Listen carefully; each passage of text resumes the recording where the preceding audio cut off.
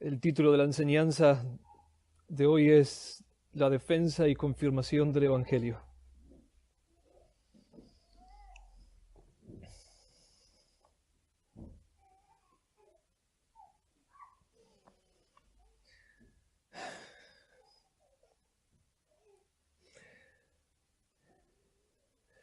Señor, Señor nuestro,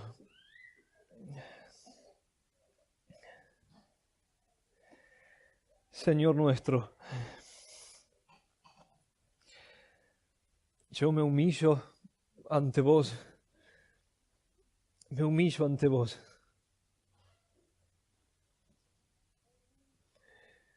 Reconozco mi necesidad desesperada de tu gracia para poder entenderte y obedecerte. Y que de ninguna manera puedo ayudar a otros a lograrlo, aparte de tu gracia.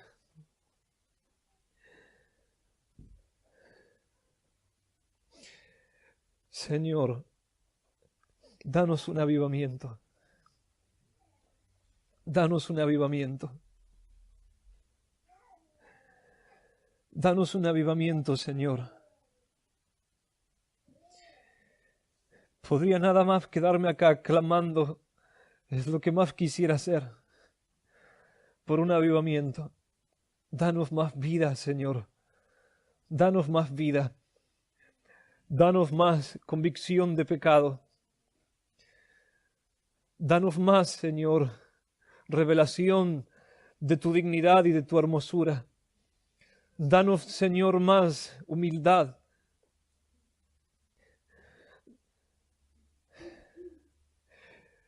Te lo suplicamos, por favor.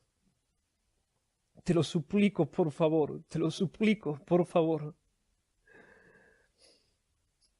Quiera, Señor, usar esta predicación para hacer que los que tienen vida la tengan en plenitud y para que aquellos que no la tienen sean resucitados de entre los muertos. Mi Señor, pido, esperanzado en tu misericordia. Amén.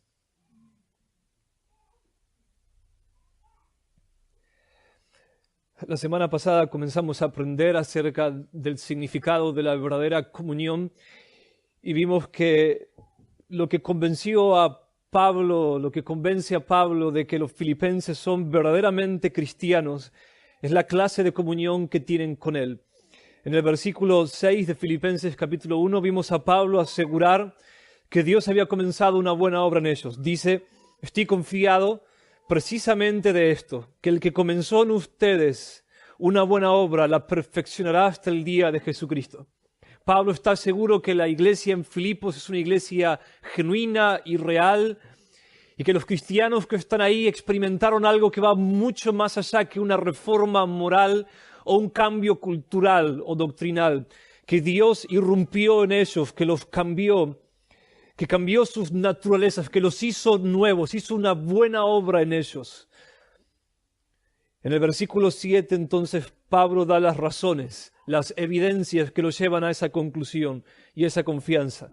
Me es justo sentir esto acerca de todos ustedes, dice Pablo, por cuanto los llevo en el corazón, a todos ustedes que son participantes conmigo de la gracia. Entre paréntesis, como es evidente, tanto en mis prisiones como en la defensa y confirmación del Evangelio.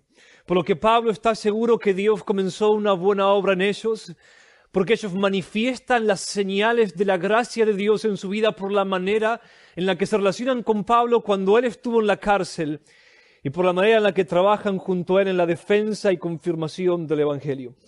Hoy quiero que enfaticemos entonces la defensa y la confirmación del Evangelio como evidencias de la salvación. Y la razón por la que quiero hacerlo es porque este es un tema predominante en la carta. Por ejemplo, en el versículo 27 del capítulo 1, él lo va a decir de una manera más enfática. Y este texto, este versículo, resume en esencia todo el mensaje de la carta.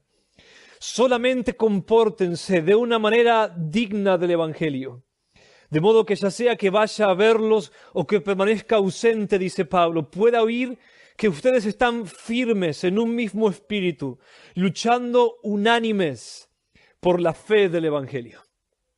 Pablo dice, lo único que yo quiero de ustedes, lo único que me preocupa y todo lo que gobierna absolutamente todo lo que estoy escribiendo para ustedes filipenses, es que vivan una vida digna del Evangelio. ¿Qué significa eso, Pablo? Perseverando unánimes o literalmente como una sola alma, luchando con una sola alma por la fe del Evangelio. Una vida digna del Evangelio. Una iglesia que vive una vida digna del Evangelio es una iglesia que vive un estilo de vida fundamentado en el Evangelio, en su comunión y en su práctica.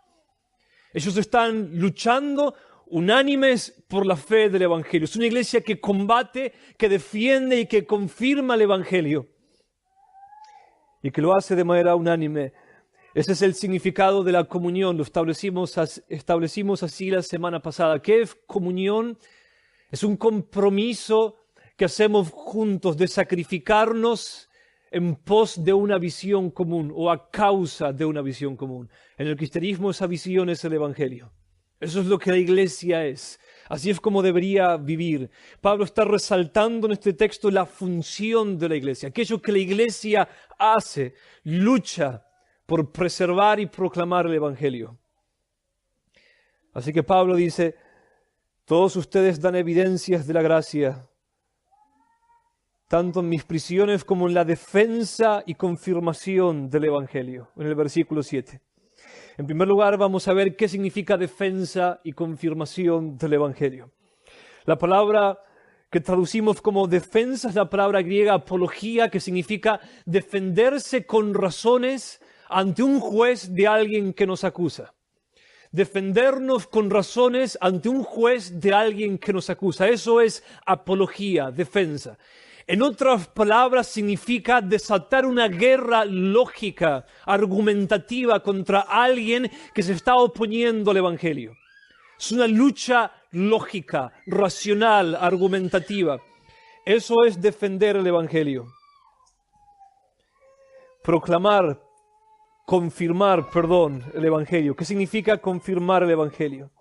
La palabra griega ephebaios está orientada a los que ya creen en el Evangelio y significa aumentar la convicción de los que ya creen, persuadirlos de la fe que ya aceptaron, fortalecerlos. Eso es lo que significa. Aunque intuitivamente la palabra apología está más orientada hacia aquellos que niegan el Evangelio y la palabra bebaiosis está más confirmada, más orientada hacia aquellos que aceptaron el Evangelio. No obstante, en la carta de Filipenses y en toda la Biblia vemos que la necesidad de defender y confirmar el Evangelio tiene tanto una orientación hacia dentro de la iglesia como hacia fuera de la iglesia. Es decir, debemos defender y debemos confirmar el Evangelio tanto entre aquellos que ya lo creen como entre aquellos que no lo creen.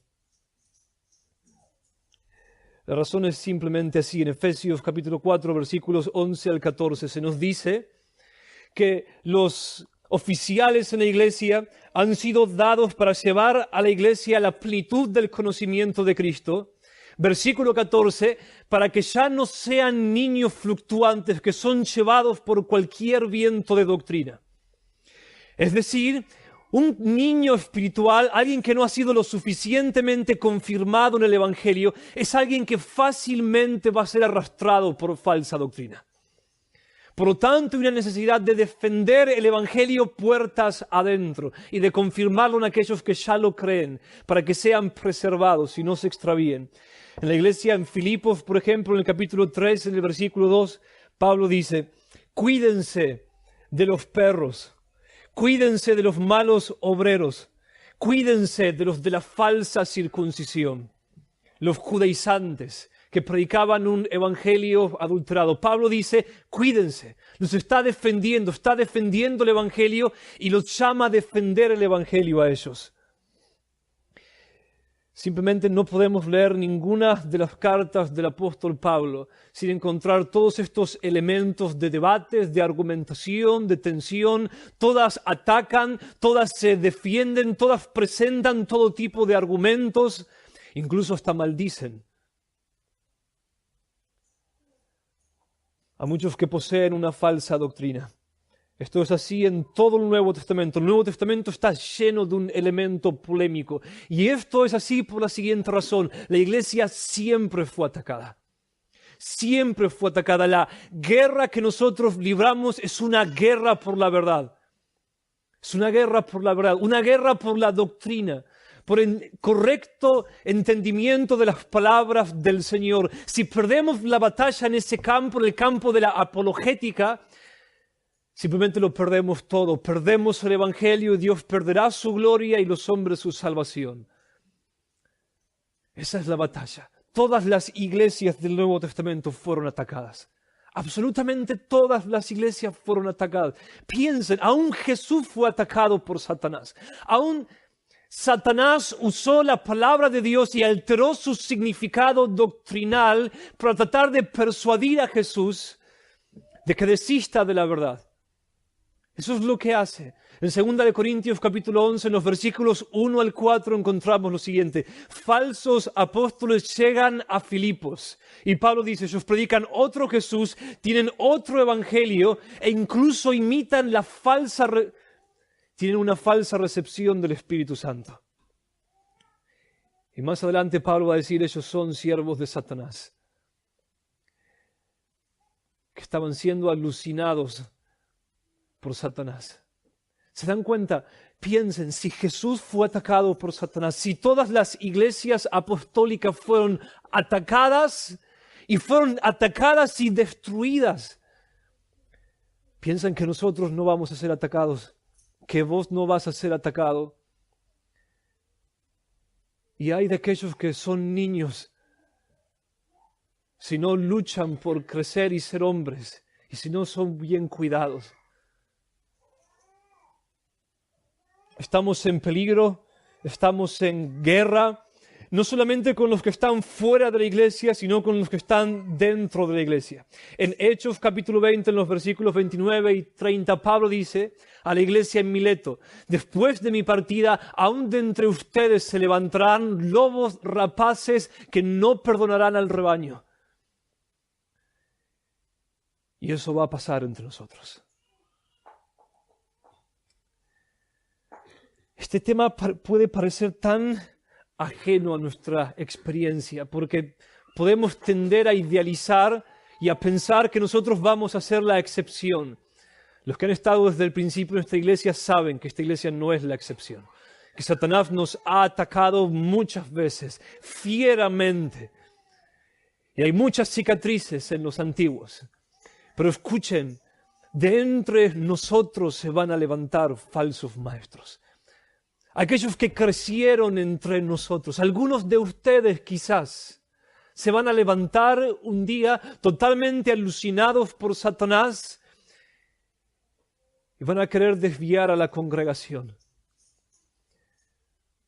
Aquellos que amamos, que son nuestros amigos, con los que oramos, con los que compartimos una historia en común, van a levantarse y van a usar el mismo libro que se abre todas las semanas para guiarnos por un mal camino. Y si ustedes no están acostumbrados a defender el Evangelio, si esta iglesia no crece, escúcheme, si esta iglesia no crece, si todo simplemente va a depender del trabajo de los pastores en defender y confirmar el Evangelio, esta iglesia se va a perder, completamente se va a perder. El apóstol Pablo entonces resalta que la función principal de la iglesia es preservar y proclamar el Evangelio, defenderlo y confirmarlo. En 1 Timoteo 3:15 le recuerda Pablo a Timoteo acerca de la iglesia. Ella es la casa de Dios. Le dice, columna y baluarte de la verdad. Columna y baluarte de la verdad. Eso es lo que la iglesia debe ser y hacer. El énfasis, por lo tanto, de la iglesia debe ser la doctrina. Ese debe ser el énfasis de la iglesia.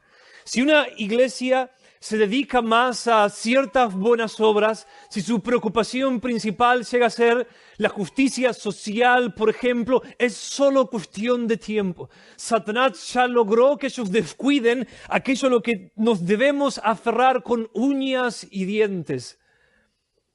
Y entonces simplemente la iglesia se va a desviar y eso es lo que pasa. Vean, ¿dónde están los metodistas? El ejército de salvación.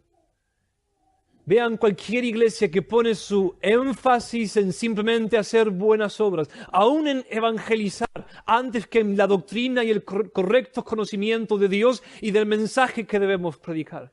Aún en el mismo amor en sí al hombre. Y van a ver una iglesia que está desviándose o que ya se desvió.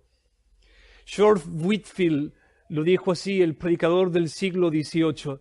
La más grande bendición con la que Dios puede bendecir a un país es esta, darle predicadores. Predicadores que creen, iglesias sanas y fuertes. Y la más grande maldición con la que Dios puede maldecir a un país es no darles predicadores. Esa es la preocupación principal en la iglesia, la doctrina, la defensa y la confirmación del Evangelio. Y por supuesto, cuando digo esta es la preocupación de la iglesia está compuesta por personas. La iglesia no es esta reunión, no es una institución, no son los pastores, no son los más maduros, todos somos la iglesia. Así que si la iglesia es principalmente columna y baluarte de la verdad, entonces cada cristiano ha de ser columna y baluarte de la verdad. Eso es lo que debe preocuparnos, caracterizarnos y definirnos. Somos hombres preocupados por la verdad. Luchamos por la verdad. Nos entrenamos por la verdad. Usamos la lógica. Amamos a Dios con toda nuestra mente, todo nuestro corazón y todas nuestras fuerzas.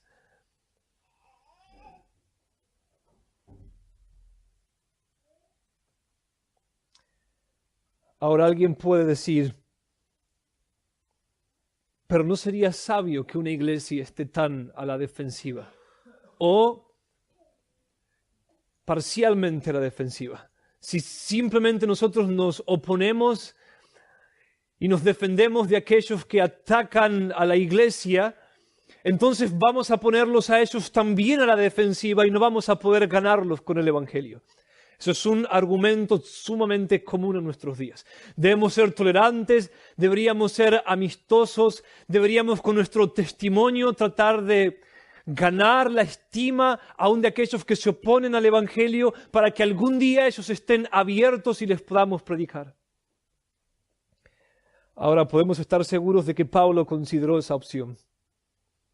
Pablo es un hombre sumamente calculador, frío, racional.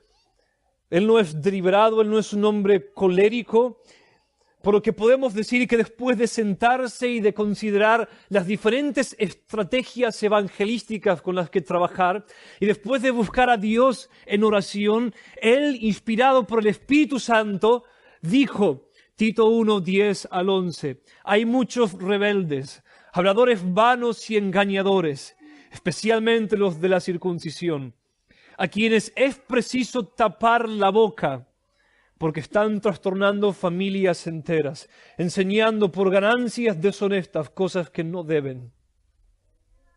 A los Gálatas les dicen, Gálatas capítulo 1, versículos 8 y 10, si aún nosotros o un ángel del cielo os anunciara otro evangelio contrario al que os hemos anunciado, que caiga bajo maldición.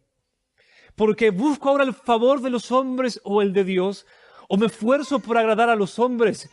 Si yo todavía estuviera tratando de agradar a los hombres, no sería siervo de Cristo.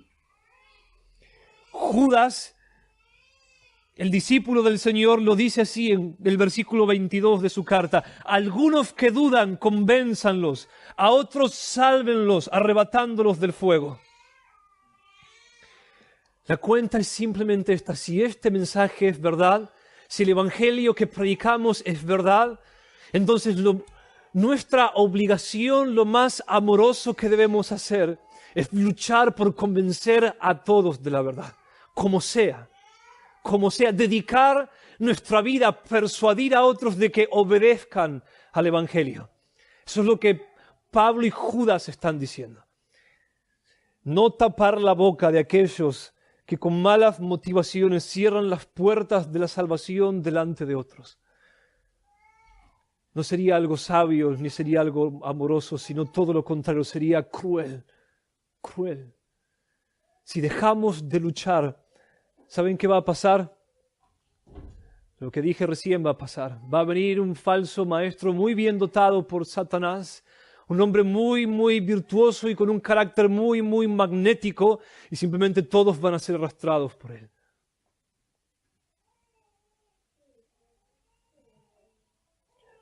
Los apóstoles, inspirados por el Espíritu Santo, lucharon por el Evangelio, taparon la boca de los opositores del Evangelio e incluso maldijeron a aquellos que después de amonestación tras amonestación no reaccionaron. Eso es lo que la iglesia debe hacer. Si nosotros queremos una reforma, y la queremos, si queremos un avivamiento en nuestros días, y eso es por la gloria de Dios, es por la salvación de los pobres pecadores que mueren sin esperanza allá afuera y que escuchan de un falso Jesús y que hasta reciben un falso Espíritu Santo, debemos ser columna y baluarte de la verdad. Debemos difundir la verdad, debemos luchar. Toda nuestra vida debe estar dedicada a esto. ¿Recuerdan ese episodio en Lucas capítulo 9 en el que Jesús se encuentra con unos hombres y a cierto hombre le dice, seguidme? El otro dice, deja que primero entierre a mi padre. Jesús dice que los muertos entierren a sus muertos. Tú ve y anuncia el Evangelio. Podríamos decir que el llamado de ese hombre quizás era un llamado especial, que estaba siendo apartado a tiempo completo para predicar el Evangelio, como los apóstoles lo hacían, y que por lo tanto debía dejar su casa e ir tras Jesús, geográficamente seguirlo como un misionero y predicar el Evangelio. Pero aún si sacamos esa conclusión respecto a ese texto, el principio sigue siendo cierto. La prioridad es el reino. La prioridad es la predicación del Evangelio. Hay cosas que el mundo puede hacer. Hay cosas que otros van a poder hacer por nosotros. Hay cosas que si no fueses cristiano, cosas lícitas, que no son pecaminosas, podrías hacer. Pero si sos cristiano, si el maestro te dijo, seguime, entonces hay una prioridad. Hay cosas que están antes. Y es predicar el Evangelio. Toda tu vida, predicar el Evangelio. Y por supuesto eso implica preparación.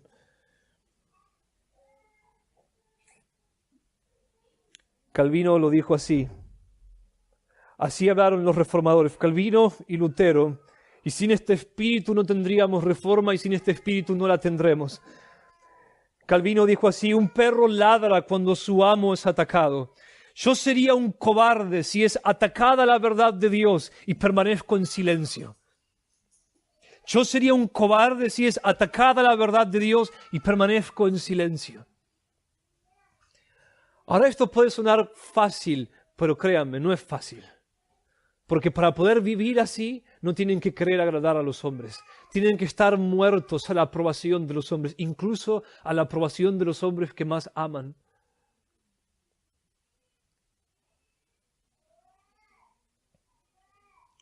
Porque van a encontrarse con familiares, con amigos, y van a ser puestos en escenarios en donde van a ser profundamente intimidados para no decir la verdad.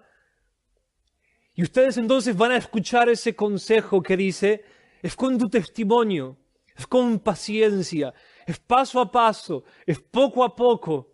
No deberías hablar, los vas a poner a la defensiva, no los ataques. Cuando cedemos a esa idea hoy, mañana nos volvemos liberales, más y más liberales. Por supuesto, hay prudencia, hay tantas cosas que decir, no es tan simple el tema. Pero debemos defender el Evangelio, cueste lo que nos cueste. De otra manera no hay esperanza. Lutero lo dijo así, usted no es solamente responsable por lo que dice, sino también por lo que no dice. No es solamente responsable por lo que dice, sino por lo que no dice.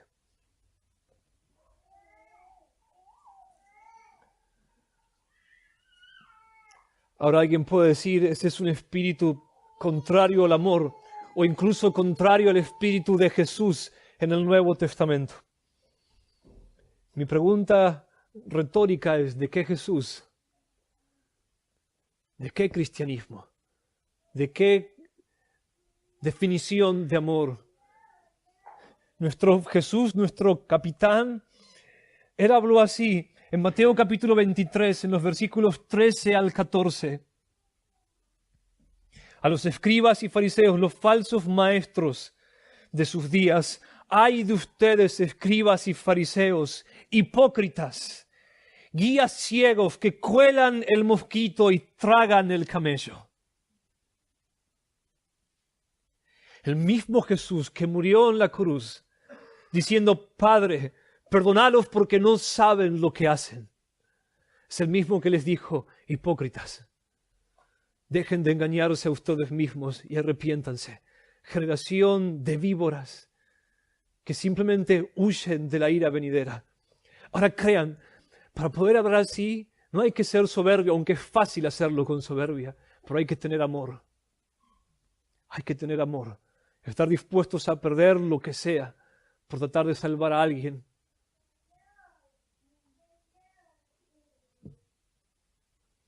La idea de amabilidad de Jesús era muy diferente a la idea de amabilidad de nuestros días.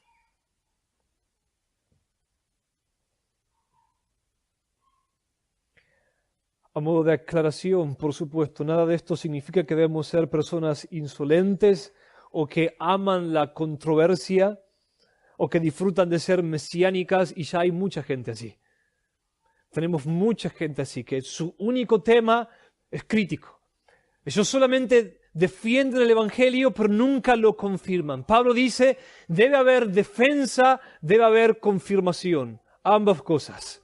Debe haber defensa y debe haber confirmación. Si simplemente nos dedicamos a los elementos polémicos que hacen a la preservación del Evangelio, estamos atacando otras ideas y otras personas y otras cosas, lo que va a pasar es que nos vamos a llenar de personas carnales que se creen superiores a otras personas.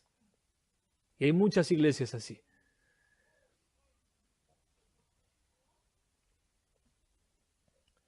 Pedro nos dice en 1 de Pedro 3:15, todo se trata de una cuestión de convicciones y de amor y de estar llenos de gracia y de verdad.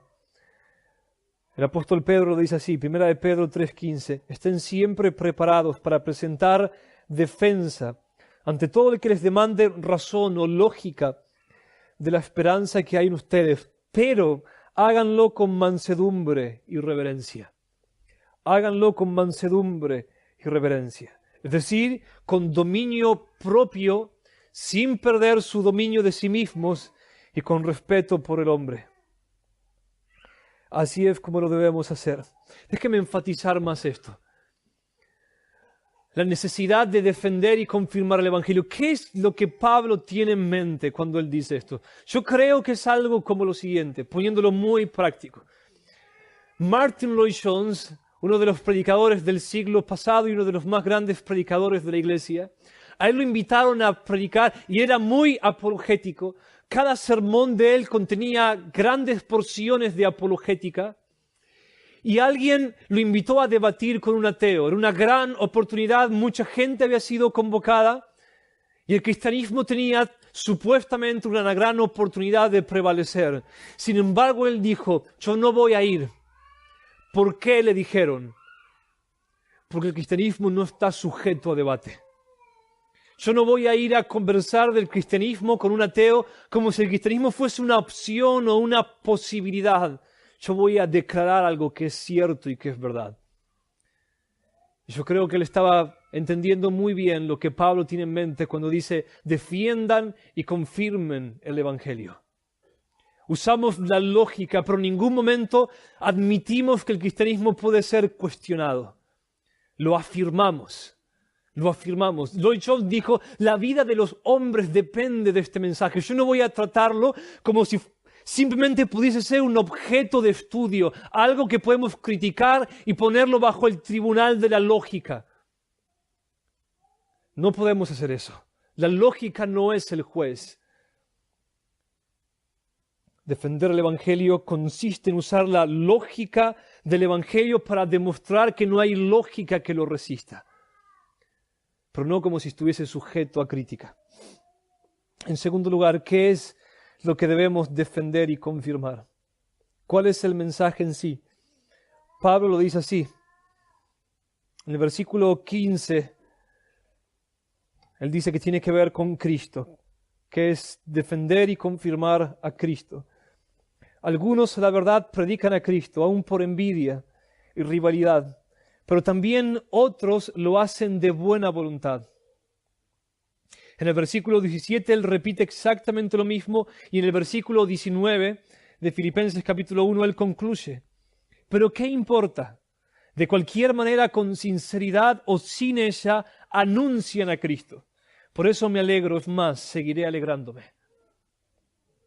Ahora vean lo siguiente, cuando Pablo habla acerca de predicadores de un falso evangelio, como lo hace en el capítulo 2, en el versículo 30 de Filipenses, él dice, guárdense de ellos. Ellos quieren mutilar el cuerpo, cuídense de ellos, huyan de ellos.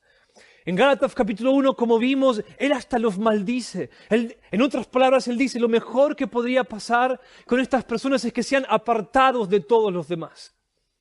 Que Dios los corte de la creación y que dejen de causar daño, que Dios los encierre en su cárcel. Pero ahora cuando él habla incluso de hombres que predican a Cristo, pero con una falsa motivación, pero de verdad predican a Cristo, él dice, aún por eso me alegro. En otras palabras, él dice, estoy dispuesto a perdonar a un hombre por su falta de integridad si tan solo él predica correctamente quién es Cristo y lo que él hizo.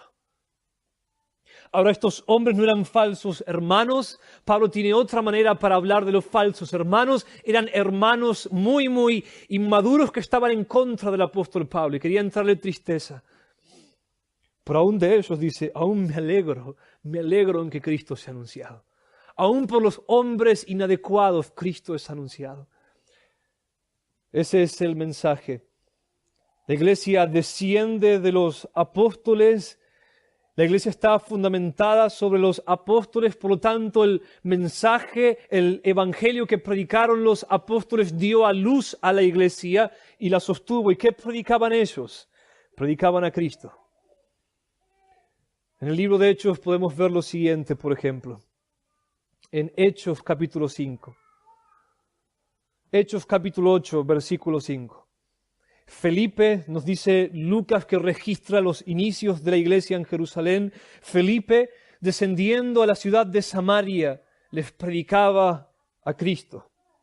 En Hechos capítulo 8, versículos 30 y 35, encontramos lo siguiente. Felipe, comenzando con este mismo pasaje de la Escritura, encuentra el eunuco, Felipe y el eunuco, y él está predicando a ese hombre está leyendo Isaías, no entiende lo que lee, y se nos dice, Felipe, comenzando con este mismo pasaje de la Escritura, le anunciaba las buenas nuevas acerca de Jesús. En Hechos capítulo 9, en el versículo 20, Pablo, ni bien Pablo se convierte, se nos dice, enseguida predicaba a Cristo en las sinagogas, diciendo que éste era el Hijo de Dios. Vemos lo mismo cuando Pablo funda la iglesia en Filipos, en Hechos capítulo 16, versículos 30 y 31. Esto es lo que Pablo predicó al carcelero. Señores, ¿qué debo hacer para ser salvo?, preguntó el carcelero. Él y Silas respondieron, cree en el Señor Jesús y serás salvo. Por lo que debemos defender y confirmar es a Cristo. El énfasis del Evangelio es Cristo, el Mesías judío, el Hijo de Dios encarnado. Pero ¿qué debemos defender y confirmar acerca de él? Este es, en mi opinión, el texto que más lo dejan claro. Hechos capítulo 17, versículos 2 y 3. Como era costumbre, dice Lucas, Pablo entró en la sinagoga y 3 sábados seguidos discutió con ellos, con los judíos.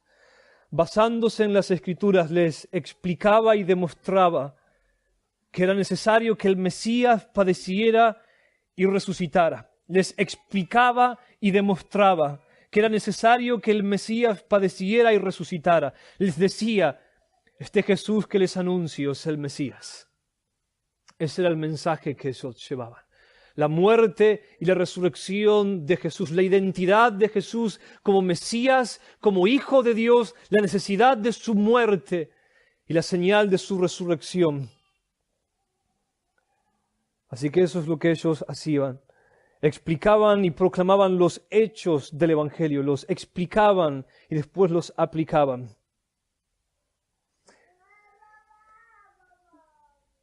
Este era un mensaje definido, no era un mensaje subjetivo. Ellos no venían y decían, somos filósofos y venimos a hablarles acerca de las posibilidades lógicas de que el Dios infinito se convierta en un hombre finito sin dejar de ser el Dios infinito.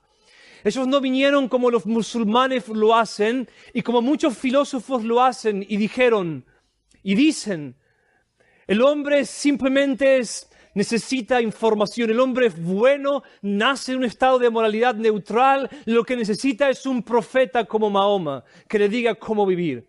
No, ellos dijeron, el hombre es un pecador. El hombre necesita un salvador. Hablaron de la necesidad de la expiación de Jesús. De Jesús como salvador. Ese fue su mensaje.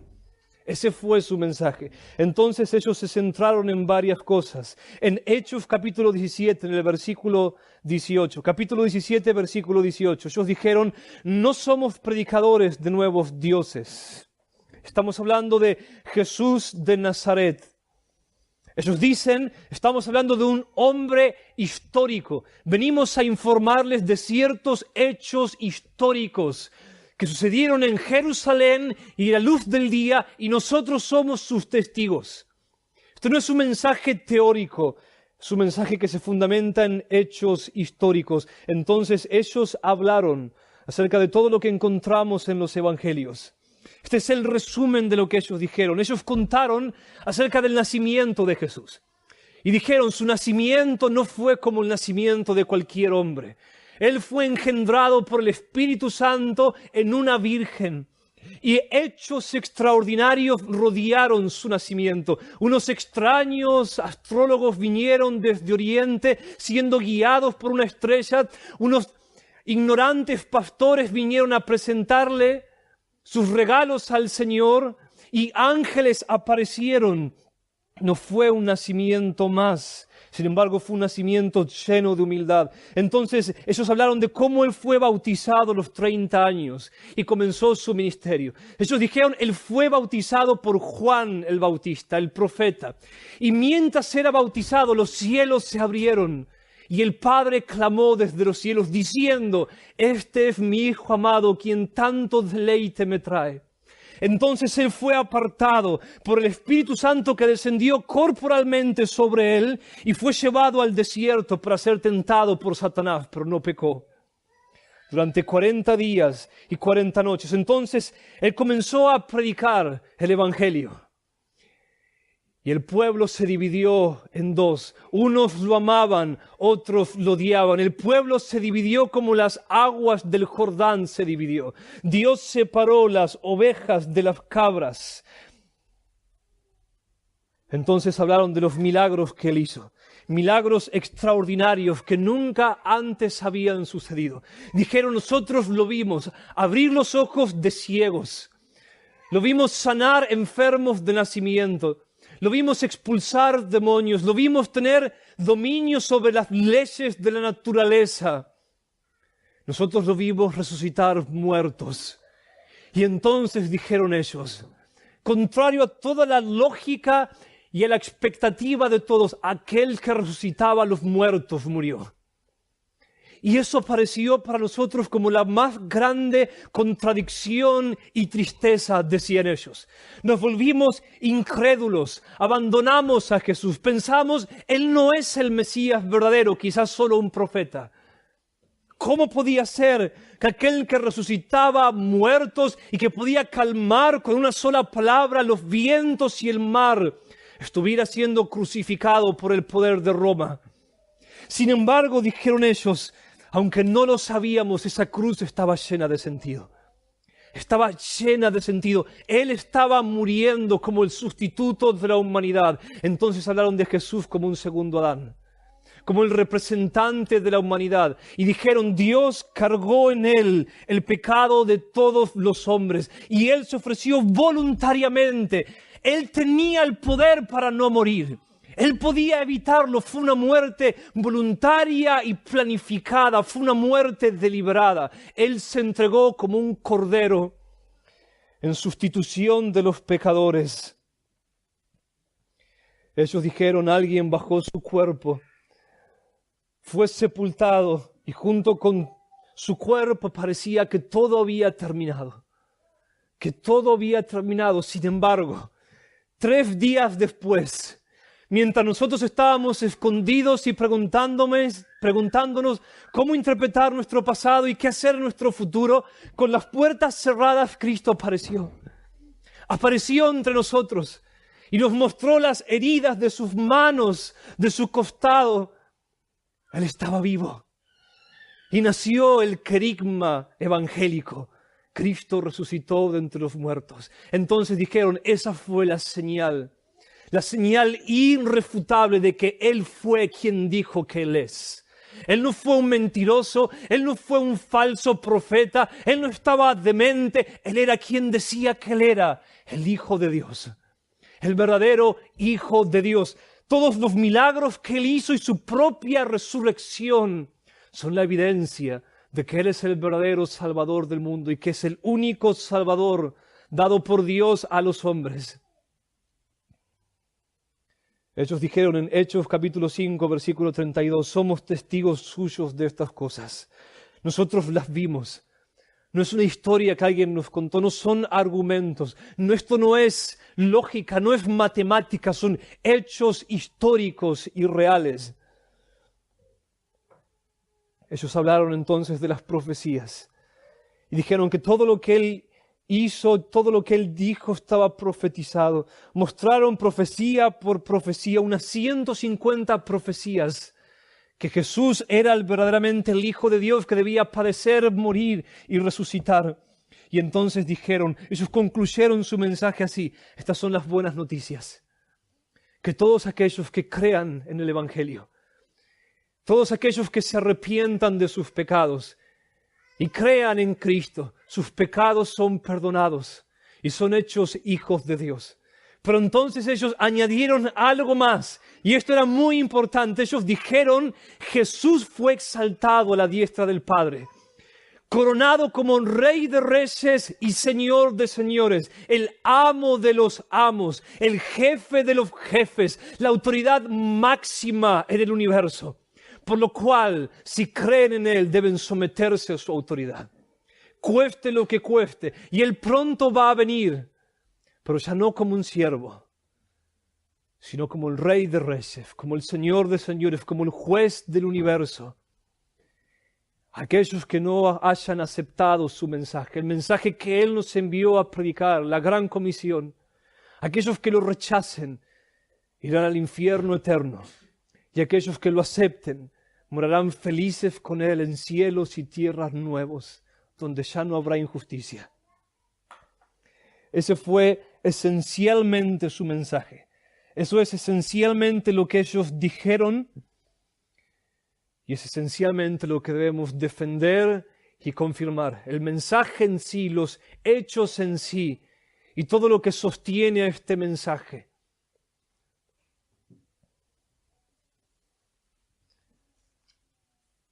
Ahora déjenme terminar con algunas aplicaciones. En primer lugar, una de las evidencias, como lo establecí desde un principio, de que un hombre es verdaderamente salvo, es que se dedica a la defensa y la confirmación del Evangelio. Es el llanto propio de la vida. En Filipenses capítulo 1, versículo 27, una vez más, y versículo 28, Pablo dice, pase lo que pase, compórtense de una manera digna del Evangelio. De este modo, ya sea que vaya a verlos o que estando ausente solo tenga noticias de ustedes, sabré que siguen firmes en un mismo propósito, luchando unánimes por la fe del Evangelio y sin temor alguno a sus adversarios, lo cual es para ellos señal de destrucción, pero para ustedes, en cambio, es señal de salvación. ¿Cuál es la señal de salvación? Que perseveran unánimes, predicando el Evangelio sin temor alguno, para con aquellos que les amenazan, sin temor alguno. Ahora entiendan bien, cuando Pablo habla de aquellos que los amenazan, él no está hablando de un temor superficial. Él no está hablando de los hombres no te van a escuchar. Él está hablando de los hombres te pueden matar. Ese es el temor. Prediquen, incluso sin temer al martirio. Eso es lo que está diciendo. La señal de que ustedes son salvos es que predican. Aun si eso les cuesta la vida, nada los detiene. No niegan a Cristo por nada. No temen a los hombres. Tienen un solo Dios y Señor. Esa es la señal. Es lo más natural que puede haber. Cuando alguien verdaderamente se convierte, él quiere defender a aquel que murió por él. Quiere confirmar a otros en esa verdad. Quiere predicar a otros acerca del Evangelio. Es simplemente inconcebible que no sea así.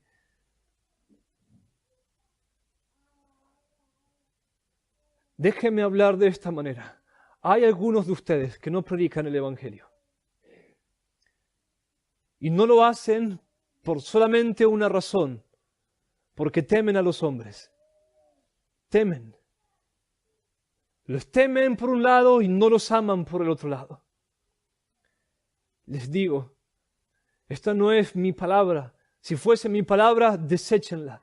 Pero es la palabra de Dios. La evidencia de que ustedes son salvos es justamente que viven de otra manera.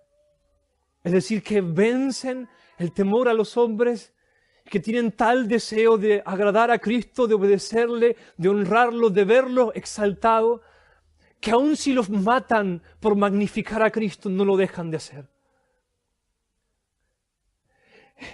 Es doloroso para mí decir esto. Es cansador, es triste, es tedioso. Pero es la verdad. Hay muchos que luchan con el mero superficial temor a los hombres. No me atrevo a dar un folleto porque no sé qué me va a decir, no sé si me va a mirar, no sé si me va a insultar. Cuando seguir a Cristo trata desde un principio de morir por Él y vivir para Él plenamente. Ahora, alguien que no puede dar un folleto, ¿cómo va a morir por Cristo? No lo puede hacer. Y es posible que no es cristiano. Es muy posible que no es cristiano. Hay tanta gente moral que se cuida de hacer ciertas cosas, pero no predica el Evangelio. Si alguien no siente necesidad de predicar el Evangelio, no tiene ningún derecho a pensar que es cristiano. Y si lo es, pero está en un tiempo de endurecimiento de corazón y gran debilidad, y los hay. Y todos tenemos esos tiempos, pero aún en esos tiempos no estamos viviendo como cristianos. ¿Y cuál es la solución? Convertirnos en cristianos otra vez. Rededicar nuestra vida al Señor como al principio. Poner delante de nosotros los estándares de la conversión. Decir, estoy descalificado, estoy quedando afuera. Así no voy a llegar hasta el fin de la carrera. Arrepentirnos, creer en Cristo y volver. Pero algunos de ustedes deben examinarse. Y les insisto, estoy defendiendo y confirmando el Evangelio ahora, delante de ustedes. Lo estoy haciendo con ustedes. Porque ven lo importante que es. Porque alguien se puede perder. Algunos de ustedes necesitan convertirse. Convertirse. ¿De qué trata ser cristianos? De ser como Cristo trata. Vivir como siervos, dar nuestra vida por otros. La prioridad es el Evangelio. Y es algo natural, es algo que debemos querer hacerlo. Ahora, déjenme advertirlos, esto es algo que muchos de ustedes pueden hacer y que es una tentación de todos los que creen en las doctrinas de la gracia. Escuchan un sermón un poco fuerte, su conciencia los acusa, se encuentran en falta, ven que tienen que cambiar, pero entonces dicen, Señor, cámbiame, yo no puedo cambiar. ¿Es lícito orar así? Sí, pero solo a veces y de cierta manera. Ustedes ven lo siguiente en el mensaje de las 7 iglesias en Apocalipsis. Jesús diciendo, tengo contra ustedes. Por ejemplo, la iglesia en Éfeso le dice, ustedes trabajan arduamente por amor de mi nombre, arduamente y por amor de mi nombre. Trabajan mucho y lo hacen con celo, dice Jesús. En Apocalipsis capítulo 2, rechazan a los falsos maestros, bien, defienden y confirman el evangelio adecuadamente, pero tengo algo contra ustedes y es muy grave, perdieron su primer amor. Y si yo no estoy primero, algo más lo está. Se volvieron mecánicos y religiosos. Y entonces Él no dice, pídame que los cambie. Pídame a mí que los haga que me amen. Él dice, arrepiéntanse. Y ámenme como deben amarme, si no vengo pronto y les voy a quitar el candelero. ¿Ven cómo funciona? No pueden apelar a la soberanía, deben arrepentirse. Pero eso se puede hacer de una manera tan sutil. Podemos simplemente humillarnos y cumplir con nuestra dosis de humillación. Confesar nuestros pecados al Señor, decir, Señor, separados de vos nada podemos hacer. Necesito tu gracia, necesito madurar. Algún día lo voy a lograr. Y entonces calmamos nuestra conciencia y decimos, sigo siendo cristiano. Y les puedo asegurar que mayormente Jesús nunca escuchó una oración de esas. No se engañen. Arrepiéntanse. Deben dedicarse a esto. Si quieren otra cosa, no es cristianismo. Llámenlo religión, lo que sea, pero no es cristianismo. Otra forma de escondernos es decir, necesito crecer, crecer, crecer, y entonces durante toda la semana están alimentándose ustedes mismos más y más y más y más, sin predicar nunca. Les digo, con un solo domingo, tan solo con lo que cantamos, con los himnos preciosos y evangélicos que cantamos, no les alcanzaría la vida para tratar de vivir de acuerdo a ellos. No estoy diciendo que no hay cosas que resolver. Sí, hay tiempos en los que lo mejor que podemos hacer es escondernos y ocuparnos de nuestra alma y hay cosas que resolver, hay nudos que desatar. Pero muchas veces eso se convierte en un escape. Y estamos egoístamente, toda la semana, engordándonos y aprendiendo mientras el mundo se va al infierno. Y Cristo está allá afuera con 2 o 3 que le siguen de verdad. Aún desde la cruz predicaban los cristianos. Aún en su martirio predican. Segunda aplicación. Todos debemos dedicarnos al trabajo intelectual de la apologética en el grado en que tengamos las posibilidades de hacerlo en cuanto a dones, responsabilidades repartidas y tiempo. Pero el asunto es que Pablo dice, todos ustedes filipenses trabajan conmigo en la defensa y la confirmación del Evangelio. Necesitamos la lógica, necesitamos conocer los hechos, necesitamos refutar las falsas interpretaciones. Todos debemos hacer eso. En la iglesia nunca encontramos, en el Nuevo Testamento nunca encontramos a la iglesia simplemente reuniéndose para cantar y compartir experiencias y tener comunión, nada más. Nunca encontramos eso. Más bien en Hechos capítulo 2, versículo 42, Pablo nos dice que la iglesia primitiva, Lucas nos dice, perseveraban en la doctrina de los apóstoles. Perseveraban día tras día, nos dice Lucas. Es decir, ellos realmente aprendían doctrina. Aprendían. Era un trabajo intelectual, se esforzaban juntos, eran confesionales.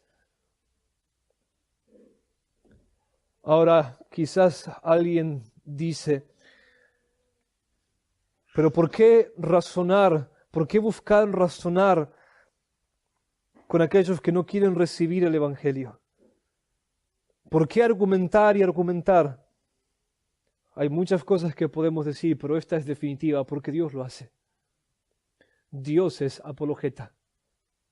Y entiendan, de vuelta, cuando digo apologética, no estoy hablando de poner al cristianismo bajo la lupa de la lógica. Estoy hablando de defender lo que es verdad, usando la lógica. Es otra cosa. En Ezequiel capítulo 33, versículo 11. Así es como evangeliza el Señor de una manera apologética. Ezequiel 33, 11. Este es el mensaje que da a Ezequiel para que predique. Ezequiel debía dar este mensaje de parte de Dios. Y Dios quiere conmovernos. Vivo yo, diles, dice, diles, vivo yo, declara el Señor Dios, que no me complazco en la muerte del impío, sino en que el impío se aparte de su camino y viva. Vuélvanse, vuélvanse de sus malos caminos. ¿Por qué han de morir, oh casa de Israel? ¿Por qué han de morir, oh casa de Israel? ¿Ven lo que Él hace? ¿Qué es lo que Él hace? Él condesciende a razonar con los hombres pecadores. Él se inclina, Él se humilla a sí mismo y Él dice, ¿por qué van a morir? Pensemos juntos, ¿por qué van a morir? Vuélvanse, vuélvanse, argumentenme, respóndanme la pregunta, usen la lógica, ¿por qué van a morir? ¿Por qué van a seguir siendo miserables? Es como si Él estuviese diciendo, ¿por qué rechazar la misericordia y el perdón? ¿Por qué rechazar la vida eterna que les ofrezco? ¿Por qué rechazar todas las riquezas de mi gracia? ¿Por qué irse con su miseria y con su culpa? ¿Por qué rechazarme? ¿Por qué no convertirse? ¿Se dan cuenta lo que hace? Es como en la parábola de Lucas capítulo 14, donde Dios encarnado dice, vayan por los caminos y los vallados, hablando de la gran comisión. Vayan por los caminos y los vallados y fuércenlos a entrar. Encuentren a todos y fuércenlos a entrar. ¿Cómo fuerzo a alguien a entrar? Debo persuadirlo. Persuadirlo. Argumentar con él. Y déjenme terminar haciendo eso con los que estén acá y no son cristianos.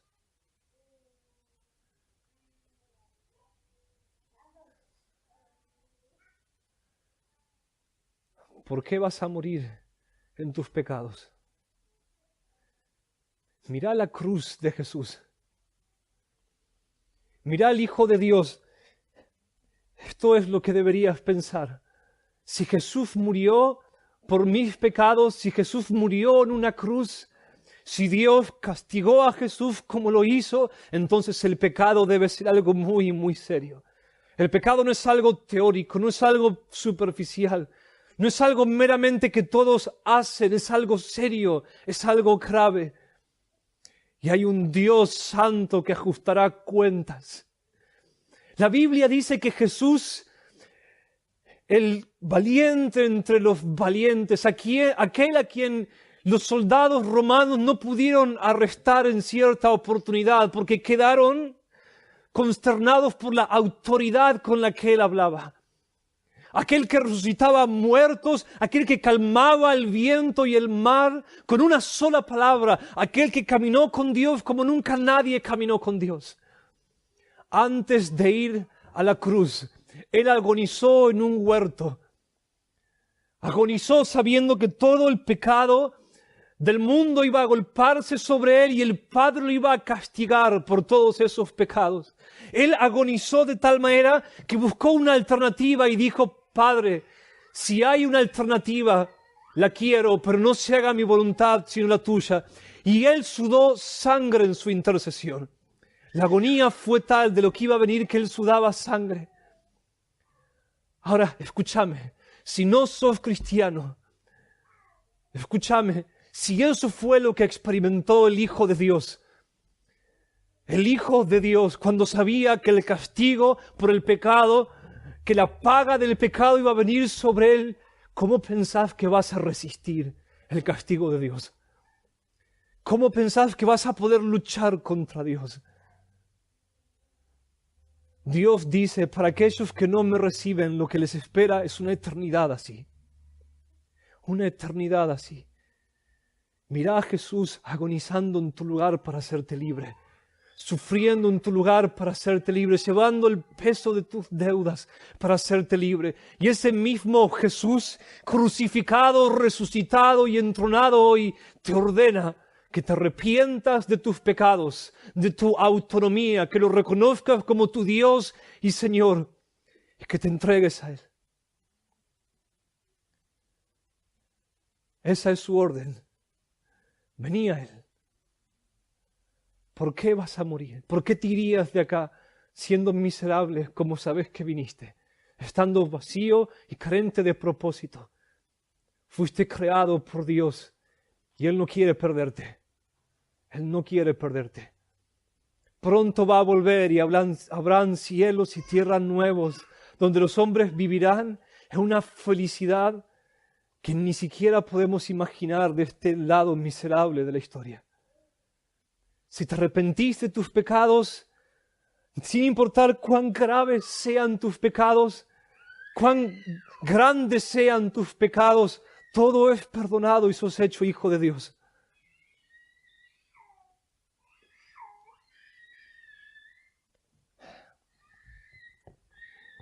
Señor, Señor,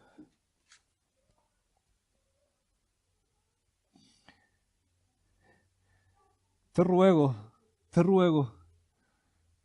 por favor, que llegues con tu mano a donde yo nunca podré llegar, ni en el mejor de mis intentos. Revestí a esta iglesia de un profundo sentido de solemnidad, de alerta, que cada uno sepa consigo mismo lidiar en términos de defender y confirmar el Evangelio, que todos sepan librarse a sí mismos del engaño. Que vean, Señor, la necesidad de cuidarnos unos a otros, de confirmarnos, de fortalecernos en la verdad unos a otros y de predicar el Evangelio al mundo sin temor alguno por los que nos amenazan. Señor mío, yo te suplico, te suplico. No hay elocuencia a la hora de hablar del Evangelio. Te suplico que los crudos y verdaderos hechos de tu vida, muerte y resurrección y de tu llamamiento sean ahora autentificados por el Espíritu Santo en el corazón de los que no te conocen y que vean en este mensaje, en esta historia real, tu gloria, tu hermosura, tu belleza, la belleza de tu justicia y de tu amor, y que vengan temblando a arreglar sus cuentas ahora, en este tiempo de gracia. Por favor, mi Señor, por favor. Amén.